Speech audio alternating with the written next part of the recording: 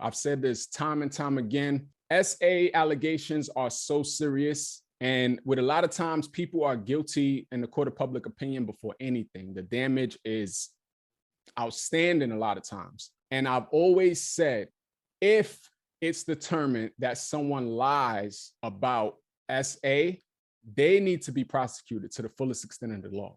About to make it blow a bag full of cash, like turn to the side, let me see. Damn, I think we all could agree. You and your friends, I done counted 2 or 3. And you looking even better here with me. We don't need no dinner, you the no boo. Tell me where you're from, girl, is your local? Got a couple dollars we could blow through. Take a couple trips, yeah, I could show you. Jump in my Impala, get the backseat going. That song you just heard is my new joint. It's called Blow a Bag. You can find it on all streaming platforms. Just search Hollywood Blow a Bag. Add it to your playlist. Send it to your friends. Appreciate you for listening. Now let's get ready to get into what's hot in these blogs. First up, Tony Buzbee and the Jane Doe that filed the lawsuit against Jay Z has dismissed their claims. A victory for Hove. We know the lawsuit started to look a little shaky when there seemed to be holes in the story from the Jane Doe. It doesn't seem like she was vetted properly by Tony Buzbee, and Jay Z fought back. Now, here we are. Fast forward a couple weeks later, the lawsuit has been officially dismissed. Jay Z released a statement regarding the dismissal. He said, "Today is a victory. The frivolous, fictitious, and appalling allegations have been dismissed.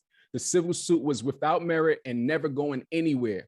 The fictional take they created was laughable, if not for the seriousness of the claims. I would not wish this experience on anyone. The trauma that my wife, my children, loved ones, and I have endured can never be dismissed.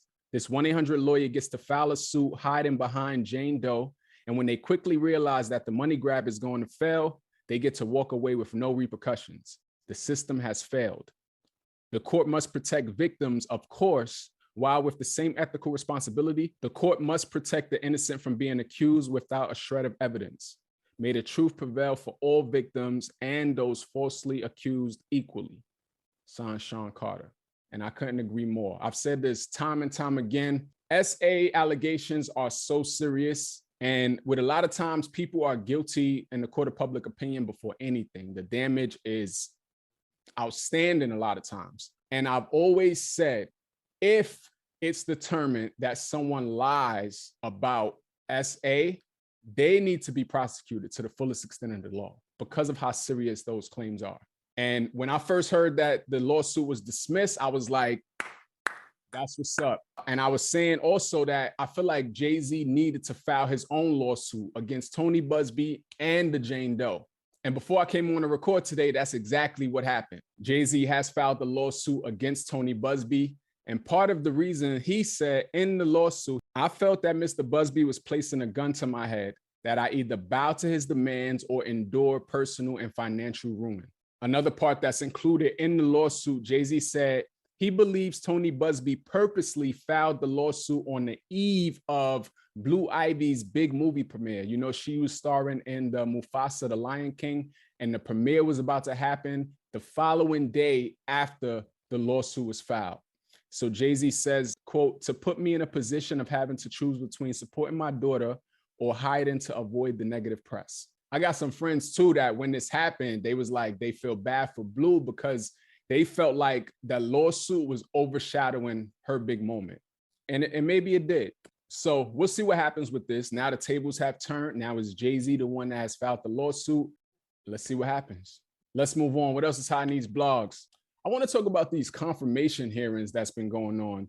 We know that 4547 has picked a team of misfits to be a part of his cabinet. And like all presidents, the cabinet members has to go through a confirmation hearing before they're confirmed. So many of these people have tons of cons against them, whether it's statements they've made, whether it's how unqualified they are. And you would think these confirmation hearings are there to vet these people out or to point out all of their shortcomings, all of the statements they made that would be contradictory to the role they are going to be put in. But yet, time and time again, for these confirmation hearings, everyone has been confirmed. All of the grilling that's going on in these confirmation hearings is like, for what? What is the point of all the grilling if these people are still going to be confirmed at the end of the day. From Pete Hegseth to Tulsi Gabbard to the latest RFK Jr. being confirmed, it's like, what are we doing here? It's kind of ridiculous. I don't know what to make of it. It's kind of like this whole show and dance thing. And for what? In my opinion, it don't even make sense to pay attention to these confirmation hearings because these people are still going to be confirmed at the end of the day regardless. So this is the new administration. There's still some more people that have yet to be confirmed, but I think it's safe to say they're going to be confirmed. So we'll just have to play it out, see how it goes, and hopefully we're able to come out with the least amount of damage on the other side of all of this madness. And that right there is going to conclude what's hot in the blogs for this week. Thank you for watching. If you rock with your boy, be sure to like this video and subscribe to the channel. Also, it's called Holliewood and Friends, which means I want to hear from you. Let me know in the comments your thoughts on the topics I just discussed. I appreciate you. New episodes every Monday night. Until next time, deuces.